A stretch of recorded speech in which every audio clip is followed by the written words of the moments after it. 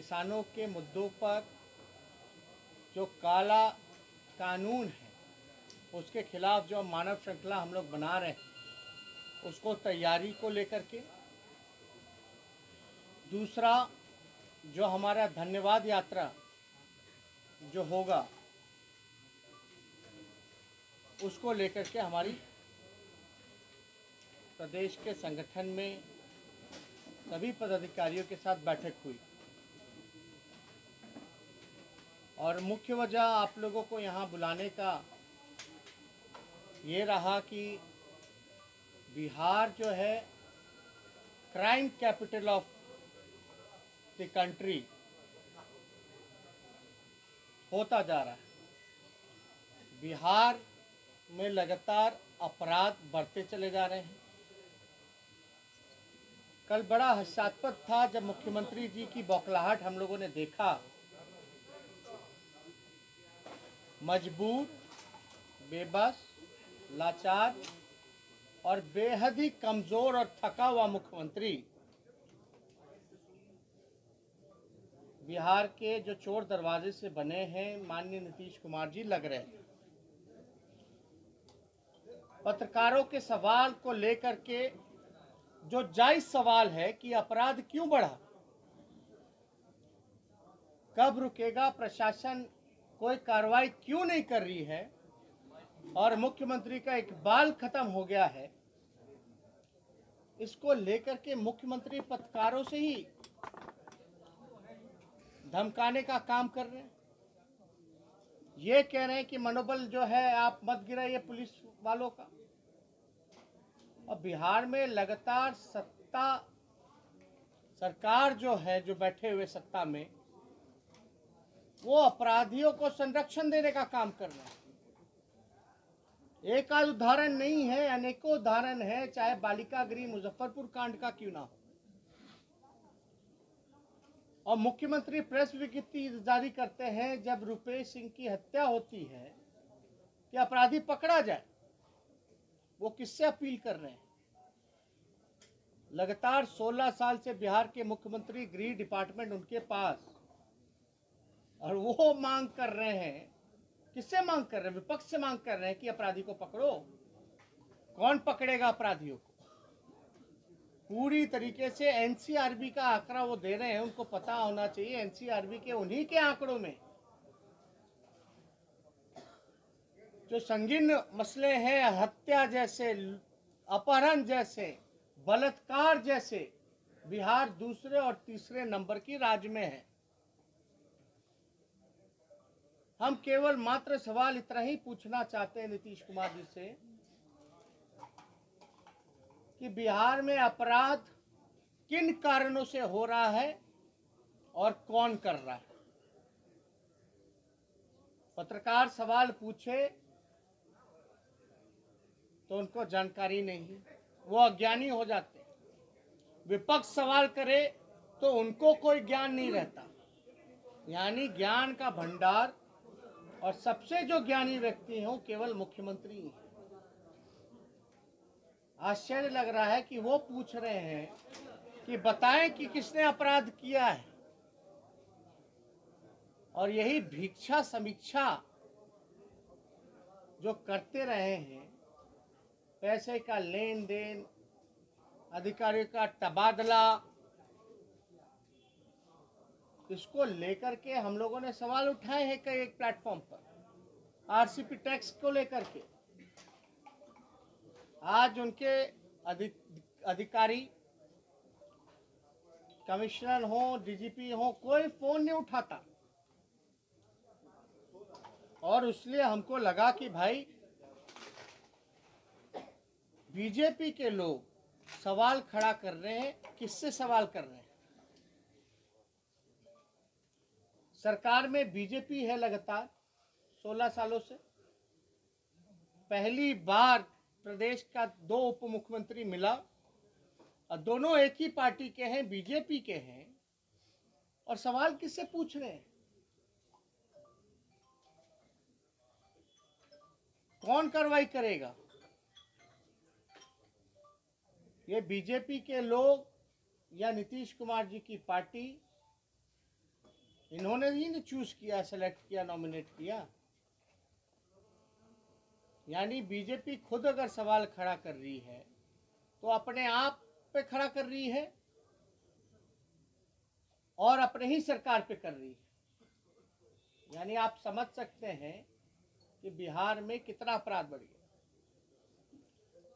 दिन दहाड़े किस प्रकार से पटना जो राजधानी है वहाँ रुपेश सिंह को क्रिमिनलों ने, अपराधियों ने भून डाला।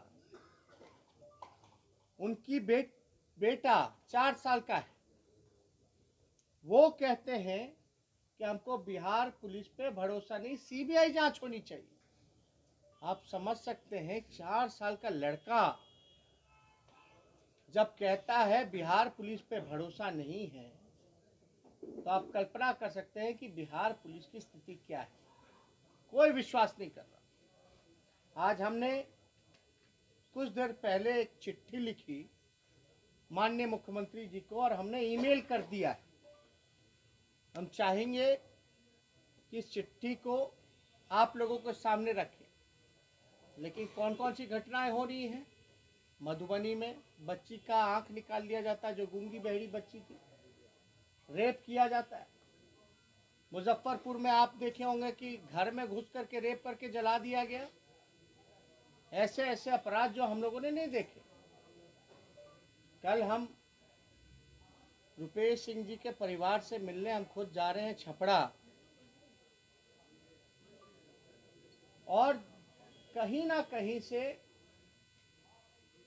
72 घंटे से भी ज़्यादा हो गया, एक सुराग तक नहीं मिला, कोई गिरफ्तारी नहीं हो रही है। हमको लगा कि बिहार में एक चिट्ठी माननीय मुख्यमंत्री जी को लिखनी चाहिए। माननीय मुख्यमंत्री जी, विगत कुछ दिनों में लूट, चोरी, डकैती, रंगदारी, बलात्कार, अपहरण एवं हत्या की घटनाओं में बेतहाशा वृद्धि हुई है। केंद्र सरकार के आंकड़े भी बिहार की दयनीय कानून व्यवस्था को प्रमाणित करते हैं। चर्चित आपराधिक घटनाओं तो सुर्खियां बनती हैं, परंतु जिला मुख्यालय सहित पंचायत स्तर पर प्रतिदिन अनगिनत हत्या, बलात्कार जैसी घटनाओं का तो जिक्र तक भी नहीं होता है। दुर्भाग्यपूर्ण है कि आप जितनी ऊर्जा एवं समय दशकों पुराने इतिहास खोदने में जाया करते हैं, अगर उसका अंश मात्र भी तत्परता से विधि व्यवस्था को सुदृढ़ करने में निवेश करते तो कुछ सकारात्मक परिणाम दिखाई देता। आप अपने प्रशासन को जवाबदेह बनाने की बजाय सारा ठीकरा इतिहास पर फोड़ते हैं। बिहार का आम आवाम कह रहा है कि आपके 15 वर्ष के कुशासन से कहीं ज़्यादा सुनहरा अतीत था। आपके अधीन गृह विभाग तो अपराध सृजन का मुख्य केंद्र है। सत्ता संपोषित और संरक्षित अपराधी आपके ताज को शोभा बढ़ा रहे हैं। प्रशासन में आप आम आदमी की क्या, जनप्रतिनिधियों की भी कहीं कोई सुनवाई नहीं होती। आपके अधिकारी फोन तक नहीं उठाते हैं। आपके चितवन पर बेबसी, लाचारी और थकान स्पष्ट परिलक्षित हो रही है। आपके वरिष्ठ गठबंधन सहयोगी ही आपकी कार्य क्षमता, कार्यकुशलता और संवेदनशीलता पर प्रश्न चिन्ह लगा रहे हैं। कानून अपना काम कर रहा है। हम ना किसी को फंसाते हैं ना बचाते हैं। जैसे कालग्रस्त जुमलों से अब काम नहीं चलेगा। अपराध मुक्त बिहार बनाने के लिए विपक्ष सरकार को हर तरह से सकारात्मक सहयोग प्रदान करने के लिए तैयार है। आप बिहार में आई हत्या, लूट, बलात्कार, अपहरण की सुनामी को रोक आम जन को बचाइए। माना कि आप 3rd ग्रेड की पार्टी के नेता होने के बावजूद बकौल आपके जबरन मुख्यमंत्री हैं, लेकिन आप अपनी संवैधानिक जिम्मेवारियों से नहीं भाग सकते। बिन मांगे सुझाव है कि आप पूर्वग्रह, समीकरण और पदों की नीलामी त्याग कर कर्मठ, जुझारू और योग्य अधिकारियों को पदस्थापन कीजिए। अंततः राजहित में आपसे पूर्ण विनम्र आग्रह है कि निष्पक्षता एवं प्राथमिकता के आधार पर विधि व्यवस्था को सुदृढ़ कर राज्यवासियों को भय मुक्त करें, अन्यथा बिहार की जनता आपको कभी भी माफ नहीं करेगी एवं इतिहास के फुटनोट में भी जगह नहीं मिल पाएगी। ये चिट्ठी हमने कुछ देर पहले मेल किया। मौजूदा एनडीए सरकार, डबल इंजन की सरकार तो ट्रबल इंजन में बदल गई, लेकिन अब बिहार अपराध नहीं सहेगा। बिहार को भय मुक्त बनाना है और सरकार लगातार अपराधियों का संरक्षण कर रहे हैं। मुख्यमंत्री थके हुए हैं, उनसे बिहार संभल नहीं रहा, गृह डिपार्टमेंट नहीं संभल रहा। ये उनके खुद के सहयोगी सवाल उठा रहे। 4 साल का बेटा वो बिहार पुलिस पे विश्वास नहीं कर रहा। तो आप समझ सकते हैं कि क्या स्थिति बिहार में महाजंगल राज कायम हो चुका है। और महाजंगल राज का महाराजा कौन है, ये किसी से छिपा नहीं। हमारा साफ तौर पे चुनौती है, 1 महीना में अगर अपराध कंट्रोल में नहीं आया तो हम अपने सारे महागठबंधन विधायकों के साथ दिल्ली कूच करेंगे और राष्ट्रपति से मिलकर के राज्य सरकार की शिकायत और व्यवस्था, जो ग्राउंड हकीकत है, उसको राष्ट्रपति के सामने हम लोग रखेंगे। और हमें पूरा उम्मीद है कि मुख्यमंत्री हमारे चिट्ठी का जवाब दे ना दे, लेकिन जो बिन मांगा जो हमारा सलाह है उस पर ज़रूर अमल करेंगे। और हकीकत क्या है सब लोग जान रहे हैं।